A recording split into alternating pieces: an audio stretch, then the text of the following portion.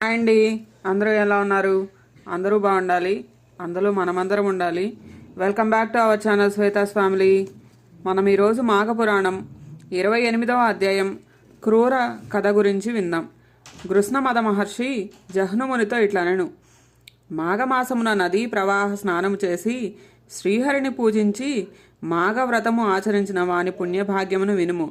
అట్టివాడు దివ్య విమానమునెక్కి పూజ్యుడై తన వంశము వారిని అందరినీ ఉద్ధరించుచు పుణ్యలోకమును చేరును. ఈ విషయమును తెలుపు మరి ఒక కథను చెప్పుదును వినుము. పూర్వము ద్వాపర యుగమున విదేహ దేశమున క్రూరయను పేరుగల శూద్ర స్త్రీ ఉండెను. ఆమె ఒక రైతు భార్య, మిక్కిలి కోపము కలది. ఆ దంపతులకు జ్ఞానియగు పుత్రుడు కలడు. అతడు దయావంతుడు, ధర్మాచరణమున నిష్టము కలవాడు. వాని భార్య పతిభక్తి కలిగిన ఉత్తమురాలు. ఆమెకును ధర్మ కార్యములు చేయటం ఇష్టము కలదు. బంధువులకు, దీనులకు, అతిథులకు అందరికీ యథాశక్తి సేవ చేయనది. అత్తమామలకెప్పుడునూ సేవ చేయుచుండెను. క్రూర కోడలిని ఏ దోషము లేకున్నను నిందించేడిది, కొట్టేడిది. అప్పుడప్పుడు భర్తయు కోడల్ని హింసించుచుండెను. పాపము ఆ కోడలు ఇది పూర్వజన్మ కర్మఫలమని తలిచి అత్తమామలు పెట్టు హింసలను భరించుచు ఓర్పుతో వినయ విధేయతలతో వారికి యథాశక్తిగా సేవలు చేయుచుండేటిది.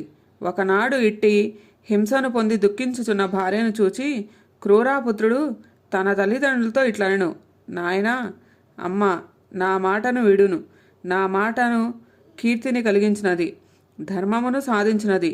మీకు కోడలపై కోపమెందులకు? కలహమునకు కారణమేమి?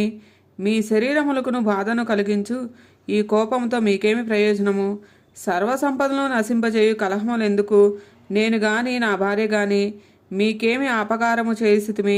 మీ ఈ కోపమునకు కారణమేమిటి? నాకు కనిపించట్లేదు. పెరిగిన కోపముచే ఆయువు, ధనము, ఈ కీర్తి, సుఖము, గౌరవము, జ్ఞానము మున్నగనవి నశించును కదా. సర్వజ్ఞులైన పెద్దలైన మీరు కోపమును మాని మా యందు దయను చూపి సర్వజన సమ్మతమైన ఓర్పును వహించుడు అని పలికెను. పుత్రుని మాటలు విని క్రూర భర్తతో పాటు మిక్కిలి కోపముతో ఇట్లనెను. మూర్ఖుడా, పొమ్ము, నీవెంత, నీ భార్య ఎంత? తల్లిదండ్రులకిట్లు నీతి బోధన చేయి. నిన్ను నీ భార్యను ఏమి చేసినానో తప్పులేదు, మేమేమి చేసినానో తప్పులేదు అని పలికి కొడుకును కోడల్ని మరలా మాటి మాటికి పలుమార్లు నిష్కారణంగా కొట్టెను.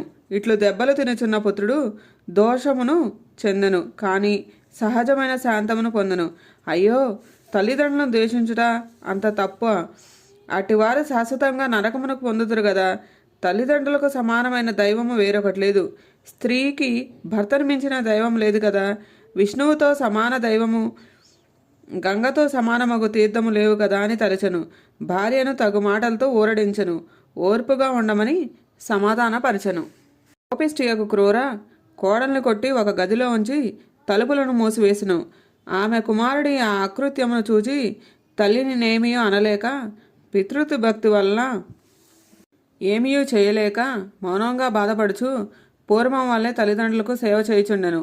కోడలు ఆ గదిలో 7 రోజులు అన్నము నీరు లేక ఆ విధంగా నిర్బంధంలో ఉండెను. ఇరుగు పొరుగు వారు, బంధువులు, మిత్రులు ఆ పని కూడదని చెప్పినను క్రూర వారి మాటలను వినిపించుకోలేదు. కోడలను అట్లే నిర్బంధించి పీడించెను. 7వ దినంన కోడలు అన్నము నీరు లేకుండా దుఃఖించి కృషించి మరణించెను. 12వ దినమున క్రూర కుమారుడు భార్యను చూడవలనని తల్లికి తెలియకుండా తలుపు తెరిచి చూచెను. మరణించిన భార్యను చూచి సంతాపమునంది నిశ్చేష్టుడైండెను. కొంతకాలమునకు స్పృహ వచ్చి చిరకాలము దుఃఖించెను. గాలికి పడిన చెట్టు వలె దుఃఖభారముచే నేలపై పడెను. క్రూరయ్య తలుపు తెరిచి ఉండుటను గమనించి కోపించెను. మరణించిన కోడల్ని, దుఃఖ వివసుడైన పుత్రుని చూచెను. ఆశ్చర్యము ఆమెకును దుఃఖము ఎక్కువగా వచ్చెను. ఆమె చేతులతో కొట్టుకొనుచు చిరకాలము శోకించెను. ఆమె ఏడుపును విని అందరూ ఏమి అనుచు చూడవచ్చిరి. విషయమును తెలుసుకొని క్రూరను బహువిధములుగా నిందించిరి. కొందరు బంధువులు కోడలి శవమును గొనిపోయి దహనము చేసిరి. క్రూర కుమారుడు దుఃఖమును భరింపలేక అచట ఉండలేక గంగా తీరమును చేరెను. కొంతకాలమునకు శోకభారమున మరణించెను. క్రూర పశ్చాత్తాపం పొందెను. పుత్రశోకమును భరింపలేక చిరకాలము దుఃఖించెను. ఆమె భర్తయు శోకించెను. వారట్లు అధికంగా శోకించడం చూచి జనులందరూ విచారించిరి. కానీ సమయమున విచారించి లాభమేమి? పుత్రశోకమును భరింపలేక నిద్రాహారములు మాని వారు కొంతకాలమునకు మరణించిరి, యమలోకమును చేరిరి. వారి అసిపత్ర నరకము చిరకాలము అనుభవించిరి. తర్వాత చంపాతీరమున సర్పములే జన్మించిరి. రావి చెట్టు త్వరలో నివసించుచుండరి. కొంతకాలమునకు ధీరుడు ఉపధీరుడు అనే ఇద్దరు సజ్జనులు అతడికి వచ్చిరి. చంపానదిలో మాఘమాస స్నానం ఆచరించి సర్పదంపతులున్న చెట్టు కింద శ్రీహరిని అర్చించిరి. మాఘమాస మహిమను పురాణముగా చెప్పుకొనిచుండ్రి. సర్పదంపతులు శ్రీహరి పూజను చూచుట వల్ల, శ్రీహరి మహిమను వినుట వల్ల వారి పాపములు పోయినవి, పుణ్యము కలిగెను. వారు వెంటనే సర్పదేహములు విడిచి దివ్యదేహములు ధరించిరి. వారికై దివ్య విమానము వచ్చెను. శ్రీహరి సాన్నిధ్యము చేరిరి. జహ్నుముని వర్య, మాఘమాస వ్రతమిట్టిదని ఎంతకాలము చెప్పినను పూర్తి కాదు.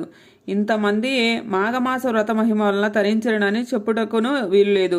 ఎన్నో యుగముల నుండి ఎంతమందియో ఉత్తమ మునులు, సజ్జనులు, రాజులు, వైశ్యులు, బ్రాహ్మణులు, శూద్రులు, పురుషులు, స్త్రీలు, బాలురు, తొండలు, సర్పములు, వారు వీరన అనేల లేదు. సర్వ ప్రాణులను మాఘమాస వ్రతం ఆచరించుట వలన, చూచుట వలన, వినుట వలన తరించిరి. ఎట్టి పాపాత్ముడైనను మాఘమాస వ్రతం ఆచరించినచో చేసిన పాపములు పోయి పుణ్యలోకములు కలుగుటకు ఎన్ని ఉదాహరణలు చెప్పగలను?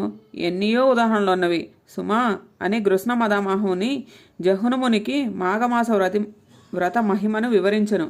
28వ అధ్యాయం సమాప్తం.